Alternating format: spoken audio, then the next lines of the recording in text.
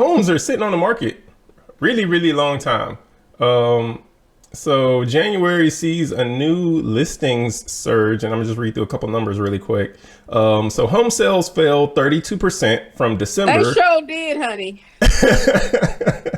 Yeah, which isn't uncommon because a lot of people, there is that last push to get that home before the end of the year, and everything. So, yeah, home sale it's not that uncommon because home sales fell 32% from December to January, but they're still down 6% from January 2025 to what they are in January 2026, or what they were in January 2026.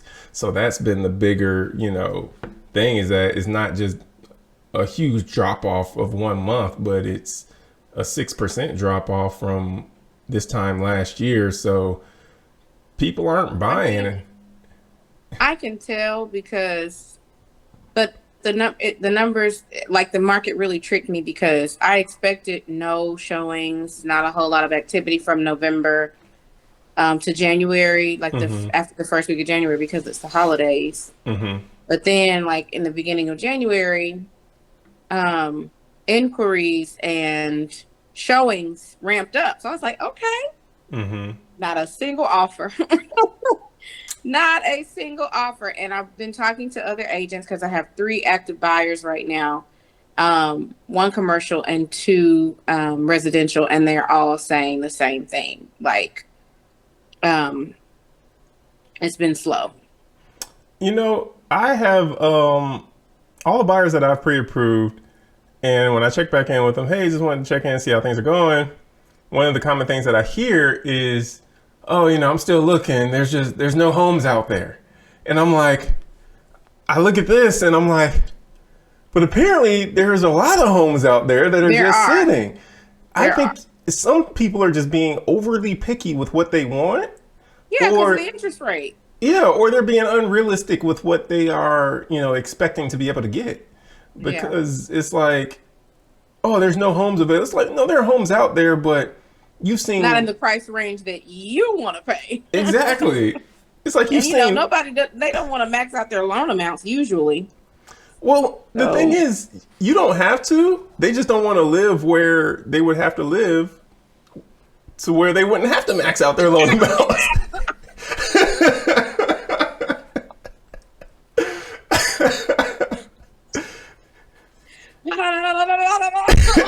It's like, are they shooting again? But you know what? You don't have to go to the hood. You could go to the country. You could go a little bit further outside of the where nobody can metropolitan hear you area. scream. Oh no, honey. Yeah, it's like come a It's little just further even out where worse. you actually see some deer. See some deer in the yard or something. Bridget, bless your heart. You so positive. Yeah, well, you could easily just move, and you know what? The crime is lower. The people aren't as much. The traffic is a lot less. And you got all the same amenities that you got in the city. You got nice grocery stores, nice I people, don't know good who you trying to communities, convince.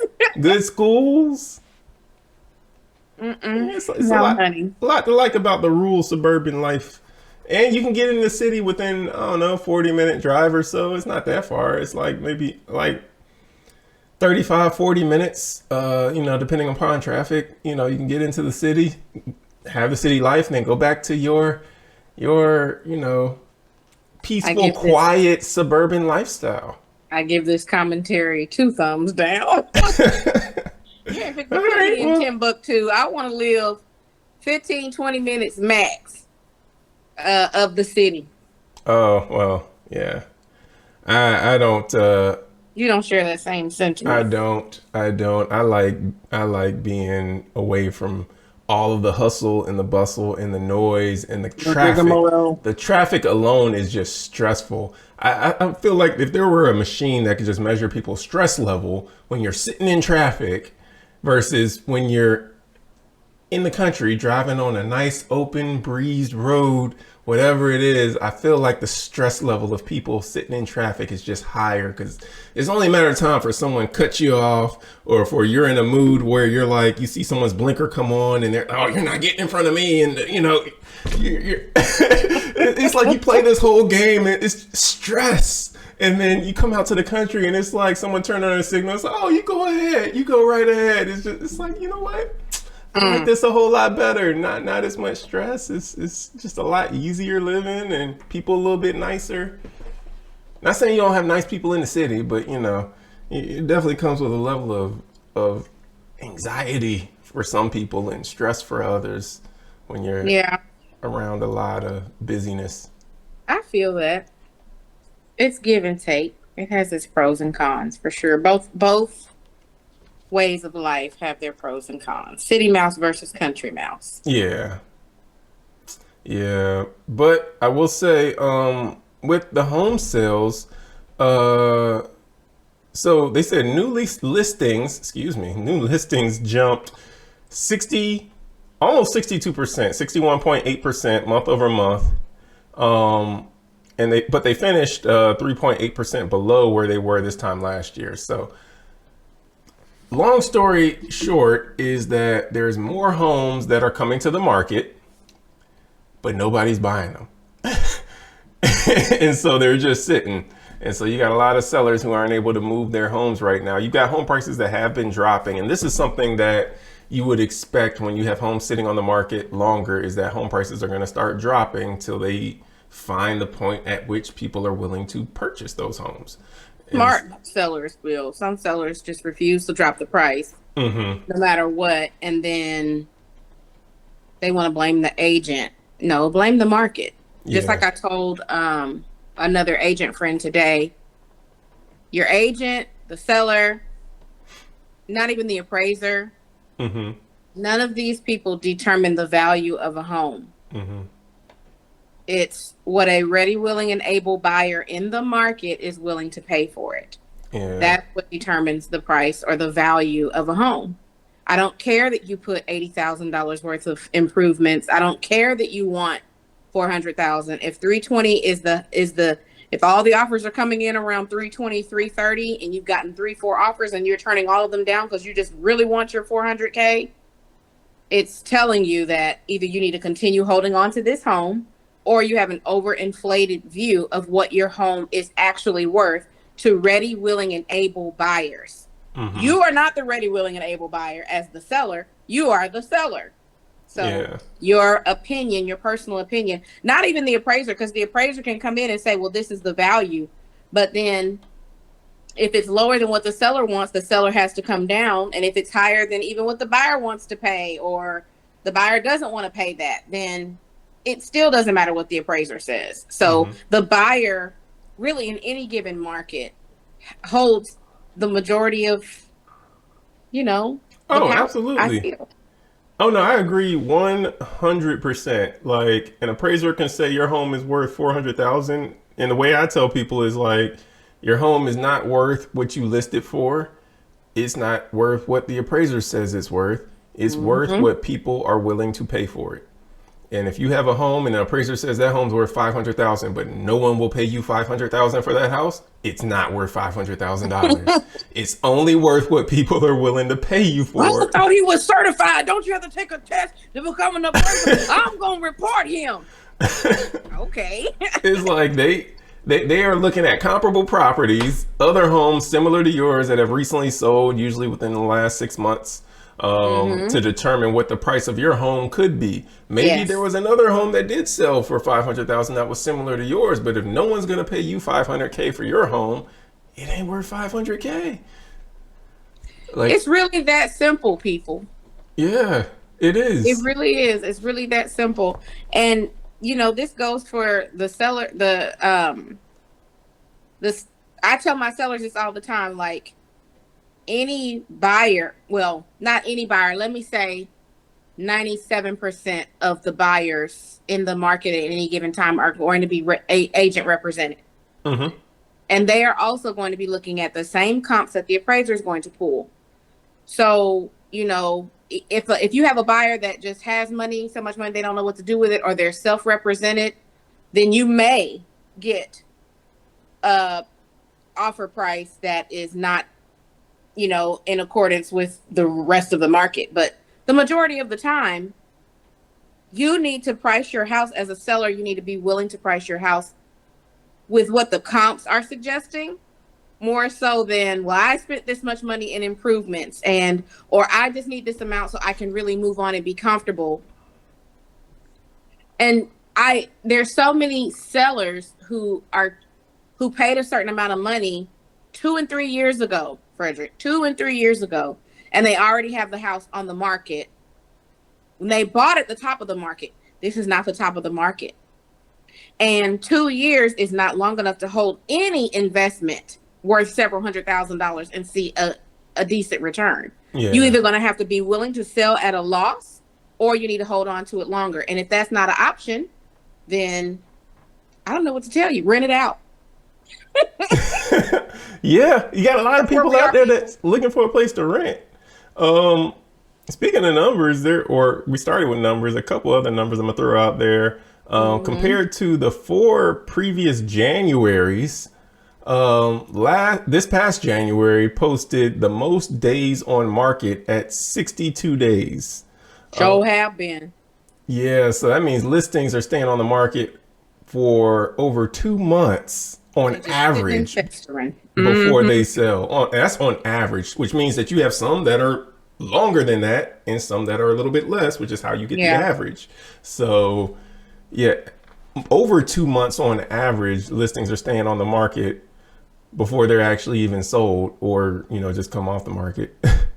Which is high. But then you also had the highest number of months of a supply of inventory, over 3 months of supply of inventory, which was down a little bit from December, but it was higher than what it was a year ago, which was 2.8. So yeah, you've got a lot more inventory out there than what we had a year ago, and homes are sitting on the market a lot longer. We're still not seeing a huge dip in prices, but we are seeing a little bit of a decrease, if you will, in some of the prices out there. There's been a little bit of decrease on the interest rates as well. People are like, oh, the interest rates are coming down. They are coming down. I actually looked at some rates today, looking at them in the high 5s and everything.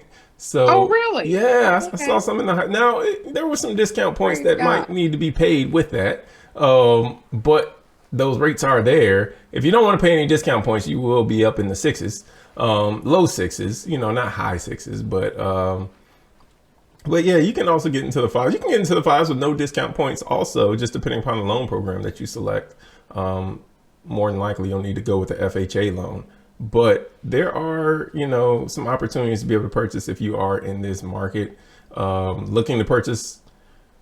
One thing I'll say really quickly that I thought was interesting, I actually mentions this on a meeting that I just got off of, is that it's interesting that when prices are moving up and everything's becoming elevated, everybody's, rushing to buy a home. And then we get to the top, or what, seems like the top, we kind of plateau for a little bit, and everybody starts stalling there. Oh, I'm gonna wait until prices come down. I'm gonna wait until interest rates start to drop. Interest rates start dropping, prices start coming down, and no one wants to get off the fence. Everyone's like, I'm gonna wait and see how low it goes. I want it to go. What if the interest rates go even lower? Yeah. But the thing is, if you don't know when the bottom is, you're never gonna know when the bottom is until you've already passed it, because it's going down. And if you're like, oh, I'm gonna wait until we get to the bottom, you don't know where the bottom is until we start going back up. And once we start going back up, you've missed the bottom. So it's one of those things where it's like, you can ride it until you think it starts going back up. But the funny thing if you've ever looked at a graph of home prices, or stock prices for that matter, homes move a little bit more slower than stock prices, but you could be going down and then you start to see a little tick up and you're thinking, oh, we're at the bottom now. And then it may drop again. You just don't know. So, I mean, rather than playing the guessing game, home ownership is a long-term investment. It's like, play the long game. Purchase at any point and keep it for the next 10, 15, 20 years. And that's where you're really going to buy these houses and then just, I don't like it anymore. A house is not a pair of drawers, honey. No, not at all. So, I mean, it's yeah. I got a friend, he been divorced 4 times. I said, you don't want to give up, huh? I said, you going for a fifth? He said, you know it. I said, oh my goodness. You should ask him, You are you gotta a hold on homeowner? to something sometimes, you know? Hold on. Is he a homeowner? No, he said he don't want to own nothing. I said, I know you don't. Clearly. You don't have quality, sir. Clearly, he does not want to own anything. You don't want to keep your wife or What in wives. the world is wrong with these women? How you keep finding all these women to marry you? I would say, He ain't look, gonna hold on to you. we've had 4. There's been one common denominator. Can you figure this one out for me? It only took one conversation for me to realize he was the problem. I said, Yeah, it's like there's been one common denominator. There in wasn't all any, your marriages. in all of them. It's like there wasn't nothing wrong with all of these women that you married. Lord. It was you. Yeah, you know, like Frederick said, y'all stop waiting. I'm gonna give you all a scripture. 2 Corinthians 6:2 says, today is the day. Now is the time, okay? Y'all stop waiting. Come on and buy, honey. Buy. But you know, out of my 3 active buyers, none of them have offered the asking price. And that is like, these sellers are trying to die hard, make this and keep this a seller's market. Honey, it's not. It's not. We are in a full-blown buyer's market now. Like on Zillow, it says that it's like an even market. I don't believe that It's at not. all. They're trying to keep it even, but it's not. Yeah, like the buyers in the buyer's market, typically the buyers get whatever they want. But in this particular market, it's interesting because if the buyer doesn't give it, the seller's like, okay, well, I don't have to sell. And they will not move off of that. And so that's why a lot of transactions are not going through right now. Because sellers are being very stubborn and they want it to be a seller's market so bad, and it's just not. No, it's just not. Your time passed in 2020, 2021. That's when you should have sold your home, but that's when everybody was trying to buy homes because interest rates were super low. So, I mean, you know, the market kind of is what it is. You just kind of got to go with it. Yeah. Shout out to the sellers that don't have to sell. Y'all are the real MVPs. I don't know why you put your house on the market.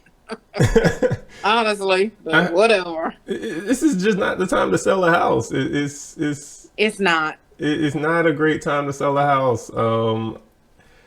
I mean, I hate to say, I know some people who are trying to get properties sold right now. They're decent properties, but I was like, and I don't say this, but I'm like, no one's gonna buy that. Like, not in this market, not for that price. At that price, like, right? Oh, but I tell all my sellers, any home that's priced right will sell. But if you ain't willing to take that price and your house ain't gonna sell, you need to accept that. Exactly. They want me to be wrong so bad. Oh, one thing I will say though, I find it interesting how buyers or home buyers, we call them home buyers because they allegedly want to purchase homes, even though they sit on the fence forever. But I find it interesting how home buyers are sitting on the fence, waiting and waiting and waiting. Meanwhile, Congress is actively making laws to try and keep institutional investors, private equity funds from purchasing tens of thousands of homes because they have been, you know, since even before 2020, but definitely in 2020 and 2021, hugely investing in single family homes because they see a ton of value in owning single family homes and turning all of these homes into rental properties to rent out to people and make a ton of money on. And every now and then they'll sell some after they've appreciated a lot, you know, and make even more money on that. And plus there are tax benefits that they're getting with purchasing these homes and holding them as investments and, you know, all the tax benefits that come with real estate and everything. I find it interesting that you have home buyers sitting on the fence, waiting and waiting and waiting. Meanwhile, institutional investors are like, we're not waiting. They're pulling the trigger left and right on buying up whatever properties they are like, oh, yep, that one looks good. We'll take that one. That one looks good. We'll take that one. Buying up all these properties to the point to where Congress is like, we gotta do something to stop these. So I know the president had an executive order to try and stop Wall Street from investing in single family homes, you know, buying up thousands and tens of thousands of homes. There's another bill that recently passed the House, which had bipartisan support to try and end the tax breaks that a lot of these corporations get when they invest in single family homes as well. Their thought process is, if we can stop the institutions from purchasing single family homes, that will increase the supply of single family homes that we have, thereby decreasing the price of them, making them more affordable for everybody else to purchase. But I find it interesting, we've got people that can actively go buy a home right now, but they're sitting on the fence. So while I think part of the plan will work, I think it will increase the supply of homes out there, and it will help to decrease the price somewhat. How much, I don't know. It's like, what about all the people that just mentally, they don't understand that it's more important for you to be on the field than on the sidelines. Like, being in the game, regardless of what the scoreboard looks like, is more important than you just sitting on the sidelines waiting on, things to look what you deem as more favorable, but you don't know what's going to happen in the future. Mm-hmm. Yeah. I mean, I agree. I was sending out, I have a client who I'm actually going to send to you, Frederick. I need to talk to you about her, but I know that she's not going to be able to qualify, but I just wanted her to talk with you, and you have a chance to at least do a soft pull so you can tell her what she needs to do over the next year to get to that place, right? Mm-hmm. But I did also pull a list of rentals for her because, in the meantime, she wants to rent. And I just did like single family homes, Fulton County. 55 homes, 3-bed, 2-bath or more homes showed up. In this particular search, it was like $1,850 max price per month. And at least half of them were Main Street Renewal or Progress Residential. Uh-oh. And the thing about these companies is, if you have a credit score below 600 at all, which is the majority of people that are renting. And I know this because I have actually hosted rental listings, and never, out of all the applications that I got, did I ever get somebody that had a 600 or higher credit score. Okay, That's number one. Then if you have any kind of stain on your rental history, no matter what the cause of it was, if you have any kind of repo, no matter what the cause of it was, they automatically deny you. And then if you've ever had a place with them and something went bad with them. So do you see how many people this is like blocking out of even the rental market, to where now these renters have to seek out a private landlord? But there's not many, very, very many private landlords because the corporate landlords are snatching up all the homes. So even these people, and so this is where you have, and I think I mentioned this in a podcast a few weeks ago, where the guy in Georgia was in a random parking lot and he was just like, scanning his phone across, and he said, there's at least 50 cars here and we're all living in our cars. So it's absolutely contributing to homelessness, because these people, these corporate landlords, these corporations, Excalibur Homes doesn't put as many homes on the MLS, but y'all, and I want you all to understand that I'm just talking about the MLS. They don't post 100% of their homes on the MLS, only certain ones. I don't know really what the process or their thought process behind that is, but if you go to the website, they have hundreds all across the Metroplex, all across Metro Atlanta, of homes for sale. And so it cuts realtors out from being able to list single family homes for rent and make, any kind of income off of that. And it's cutting the smaller landlords that don't have a huge portfolio of rental homes, that they're just trying to do what they can, because you can appeal to their emotions a little bit more, and you can kind of, talk with them, talk things out, negotiate with them. But these corporate landlords, baby, if you got anything wrong, you're not getting in those houses. But when over half of all the homes that are available in a certain geographical region that you want to live in are owned by these corporate landlords, You have no choice but to live in your car. You have no choice but to be on the street. You have no choice but to be under a bridge. You have no choice but to be living with your mom past the age of 30. You have no choice but to be cooped up in a 2-bedroom home with the rest of your family members. You have no choice but to do a pad split. People don't want to do this. They don't want to rent a room. And a room rental is $800 a month, $1,200 a month.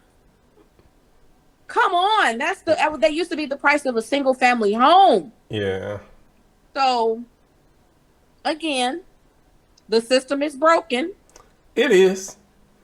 It is absolutely broken for sure. I wish I had the answers. I feel like it's not going to be fixed by Capitol Hill. Not under this administration. Oh, no. But at least he's trying. He's trying. He is, I can give him that. And you know what? That's something I will say I did appreciate because, and I mentioned it before, I wish it had been done sooner. Like before hundreds of thousands of homes became owned by institutional investors. Yes. I wish it had been done in previous administrations. Like, why was it not something that was done then? Were these companies in the back pockets of that many politicians to where, they were like, oh, because, with the current president, he can fund whatever he wants to fund. He don't really need your money to fund his campaign. He can do whatever he wants to do out of his own pocket. He used that Elon Musk and spit him out, didn't he? Yeah. So, I mean, it's one of those things where it's like, were they in your pockets that much to where you were like, we'll let this keep happening until we have another housing crisis? It's like, why didn't previous administrations stop all of this? Because we've been underbuilding since 2008. Like when we had the Great Recession then, you look at home starts, like new homes that were builds that were starting, and you look at families, that has been consistently higher than the number of homes that have been built since like 2008. So this hasn't been a problem that just started a year or two ago. This has been something that's been building for over a decade. So there were other administrations that could have jumped on this thing and said, you know what, we got to do something about this. But that hasn't happened. So they were too busy focusing on, gay rights and transgender surgery for children and, the hot button issues and the hot button topics at the time. Mm-hmm. But it's kind of like I recently, my book should be published by next week, hopefully. But one of the lines in my book that I wrote, it was just about God's perfect design for the family and all of these things, that particular section. But something that I wrote was, nothing harms society more than when people behave themselves without the future in mind. Mm-hmm. Much like the threat of global warming has shown us. We don't want to do anything about it. We don't want to, ditch our gas car for an electric car. We don't want to start thinking about fossil fuels until people are literally collapsing and dying, or you have all of these cases of asthma out of nowhere, or, such extreme weather events like, oh, maybe we should do something about it now. Mm-hmm. People just, warning comes before destruction, but people don't heed warning for whatever reason. They don't, and the warning is just, I don't think it's loud enough or something. Maybe it's just too subtle, but even the warning about how you say we've been underbuilding since 2008 and, we're about to face another housing crisis. Let's pick up and do something now. No, you can't clean up what took years to mess up in a year or in one administration. You can't do that. No. So. And you see all these builders now, like you throw a rock, you hit a new development in Atlanta. It's like you can't drive 5 minutes in any direction without seeing them throw up new homes. But it's like, you're not going to overcome this in a year or two. It's been over a decade that we've been underbuilding. And all of a sudden, all the builders are like, let's build. And let's get it's like, it's kind of late. It's like, I see buildings happening everywhere, but then, it's kind of late for that. And then on top of that, had you been building the whole time, the prices of homes would have been better, because what you're building now, a lot of people can't even afford. It's like we're building from the low 400s. There's a lot of people that can't afford the low 400s. That is not a first-time home buyer range. I'm sorry, it's not. Yeah, so you know, Oh well. it is what it is. You know, it's unfortunate, but more to come. We'll see where this train ends up going. So I look forward to it. that's what we've got. Tune in Fridays, Greatest Asset Community. Like, comment, subscribe, do all the Share. social sharing media Share. stuff. You know what to do. It's free. It's literally free to just click the button, like it, comment, subscribe, $3.99. share. Yep. So do that. And we'll see you in the next episode. Take care. Be blessed. Toodles.